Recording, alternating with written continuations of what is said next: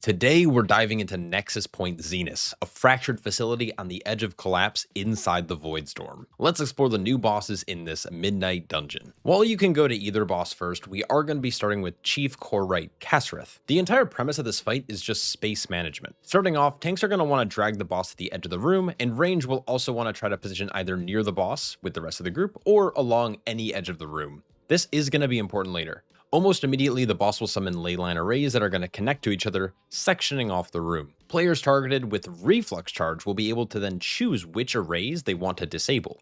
You can tell when you are targeted by this by the arrow over your head, and the beams will also turn blue. Ideally, you're going to want to try to disable as many lines as you possibly can that are intersecting with each other.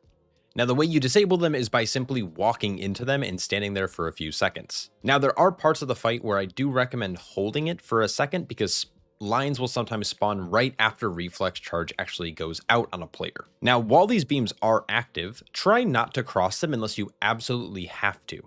And if you do so, use a defensive. Next, the boss is also going to cast Flux Collapse, which will spawn various swirls underneath a targeted player, and this is why you're going to want to be near the edge of the room to just save space. Finally, the boss is going to begin to channel Core Spark Detonation. This is going to have the boss spawning a giant orb that will target the largest group of players. Players will want to position themselves properly because once this orb does land at the targeted location, it's going to knock players away, apply a healing absorb, and leave behind a massive arcane spill. After this, the fight just repeats itself until Kasreth falls.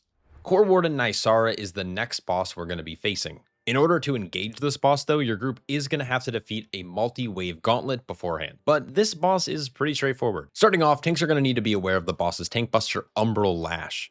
This deals high damage to the tank and leaves them vulnerable for 10 seconds, making them take 50% more damage from all sources. The boss is going to then cast Eclipsing Step on 2 random players. Targeted players are just going to want to spread out and use a minor defensive if possible. Next, Nysarra will summon a few adds throughout the room. 2 of these adds are going to be Grand Nullifiers, which will cast just bolts, and 1 Dreadflail, which casts a nasty frontal cone channeled tank buster. When it comes to the adds, you're going to want to make sure you're interrupting the bolts when you can, and tanks are going to want to make sure they're facing the Dreadflail away from the group because it is a frontal. The most dangerous part of this encounter is actually for the tanks when both tank busters overlap. This is when you're going to want to commit a large defensive. DPS players need to make sure that they are defeating the adds as quickly as possible. Finally, a fractured image of Lothraxion will charge the boss, wounding Nysarra and causing a light scar flare. Players will want to avoid getting hit by the initial charge, but once the boss is wounded, a beam of light is going to be radiating from Nysarra's wound. This deals damage to all players standing inside, but the trade-off is that you gain a massive 300% damage amp and a 30% healing increase. All players besides the tank are going to want to stand in this ray of light. Now, tanks should stay outside to prevent the adds from cleaving your group. Once all the adds are dead, tanks are more than welcome to join in on the damage amp. Eventually, the wound will heal and the fight will refresh its spell sequence. The final boss of the dungeon will be Lothraxion himself. This boss is an intense healer check paired with a few mind games. Starting off, tanks are going to want to be aware of the Searing Rend. This is a double strike, which leaves you with a nasty dot for a few seconds. Next, the boss is going to cast Brilliant Dispersion. This releases Radiant Swarms onto 3 players. Once this delayed damage does hit, it'll apply a nasty damage over time effect for 6 seconds. When these do expire, they're also going to leave behind a few fractured images. The boss will simply repeat these 2 mechanics, but every once in a while, the images will cast Flicker, dashing across the encounter space. Beware of these and just avoid getting hit. Finally, the boss is going to cast Divine Guile once he reaches 100 energy. This is an intermission of sorts. The boss is going to suck all players towards him for a few seconds before knocking then everyone away from the center of the boss's hitbox. This is really meant to disorient you, because Lothraxion is going to trade places with one of his clones. It's your task to identify the boss and interrupt that boss's cast.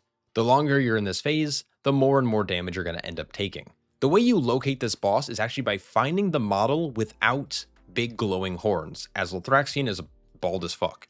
Once you identify the right target, interrupt and you'll begin phase 1 anew. This is a very simple rinse and repeat kind of fight, so use your defensives often and take your time finding the boss, as it's much easier to wipe to interrupting the wrong target than it is by just taking some extra rot damage. And that just about covers it. I do hope this breakdown was helpful. If you want to see more Mythic Plus content like this in the future, feel free to hit that subscribe button. It's free and you can always change your mind later. I do want to give a massive shout out to all my channel members and Patreon supporters, because without their support, there wouldn't be content like this. Good luck this season, and I'll catch you all in the next one. Peace.